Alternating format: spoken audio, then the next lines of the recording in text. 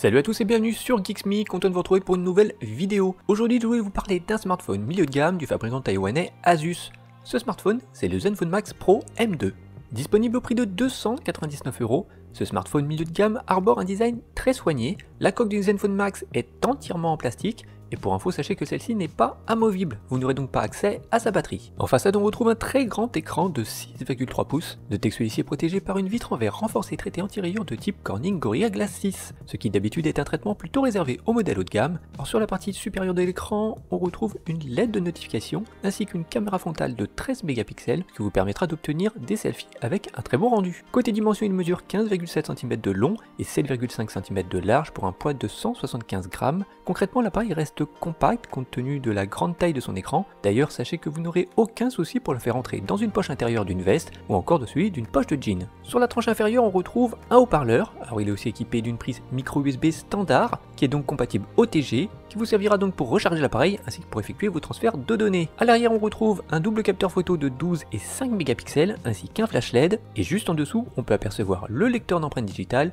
Celui-ci est facilement accessible, ce qui vous permettra donc de déverrouiller rapidement votre smartphone. Le Asus Zenfone Max fonctionne sous le système d'exploitation Android 8.1 Oreo. Celle-ci est proposée dans une version stock, ce qui se traduit par une interface épurée et des icônes qui affichent un rendu flat design. Concernant l'affichage, le fabricant a opté pour un écran IPS Full HD+, d'une définition de 2280 x 1080 pixels. Cet affichage propose des prestations vraiment excellentes pour un produit milieu de gamme. La densité de pixels est de 403 points par pouce, ce qui est largement suffisant pour garantir un affichage agréable à l'œil. Alors le rendu des couleurs n'est pas terne, ce qui vous permettra donc de profiter au mieux de vos contenus vidéo.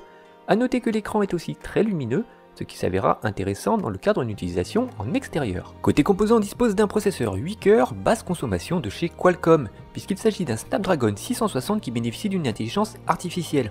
Celui-ci est couplé aussi à 6 Go de RAM et 64 Go de mémoire de stockage, avec un stockage réel plus proche des 53 Go. Concernant ses performances, on obtient de très bons résultats pour un milieu de gamme.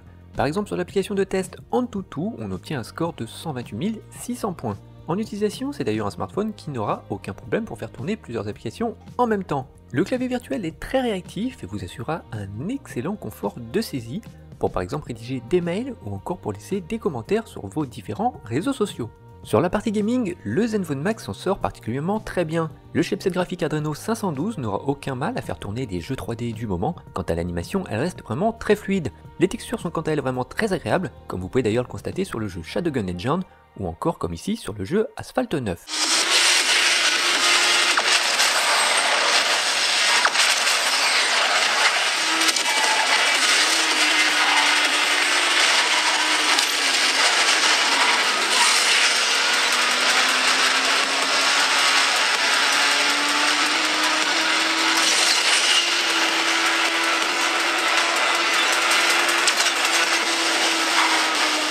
Pour vous donner un aperçu de l'autonomie du Zenfone Max en utilisation intensive, j'ai utilisé comme d'habitude le test intégré à l'application PCmark.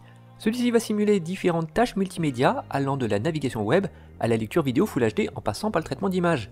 Au final, le produit a réussi à fonctionner pendant pratiquement 9 heures, ce qui est vraiment un excellent résultat. Dans le cadre d'une utilisation normale, qui regroupe de la navigation web, du jeu vidéo ou encore des réseaux sociaux ou de la lecture vidéo, le Zenfone Max et sa batterie de 5000 mAh a été en mesure de fonctionner pendant plus de 2 jours, ce qui est remarquable et très confortable au quotidien.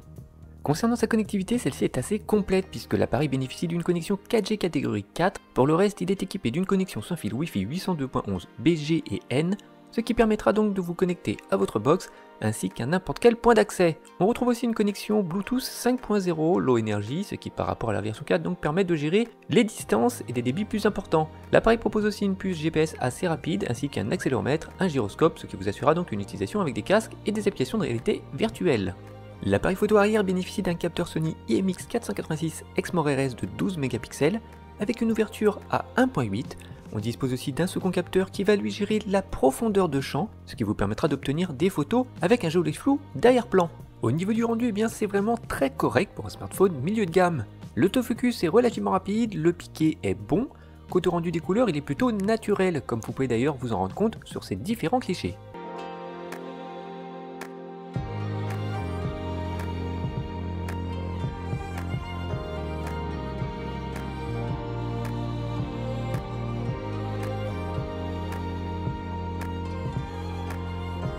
Le Zenfone Max Pro est un smartphone qui permet de filmer au format Ultra HD, ainsi qu'au format Full HD 30 images par seconde. Ce format bénéficie au passage d'une stabilisation électronique, ce qui permettra d'atténuer les tremblements. Au niveau du rendu, c'est comme en photo, avec un rendu globalement très correct, dans un environnement lumineux. Et dans l'ensemble, celui-ci s'avérera aussi suffisant pour réaliser des stories. Au final, ce Asus Zenfone Max Pro M2 est globalement un bon smartphone qui mérite bien 3 étoiles sur 5. Celui-ci reste très compact et bénéficie en plus d'un très joli design avec en plus la présence d'un verre renforcé Corning Gorilla Glass 6. Concernant son interface, celle-ci est parfaitement fluide et très agréable à utiliser. Niveau téléphonie, pas de souci à noter et côté gaming, l'appareil ne m'a pas fait défaut. Niveau ergonomie, son lecteur d'empreintes est bien placé et facilement accessible, ce qui vous permettra donc un déverrouillage rapide du smartphone. Pour terminer, l'un des plus gros points forts du produit reste avant tout sa très grande autonomie, ce qui vous permettra donc de l'utiliser pendant plusieurs jours. Concernant ses points faibles, on pourra souligner ses performances photo assez décevantes en basse luminosité.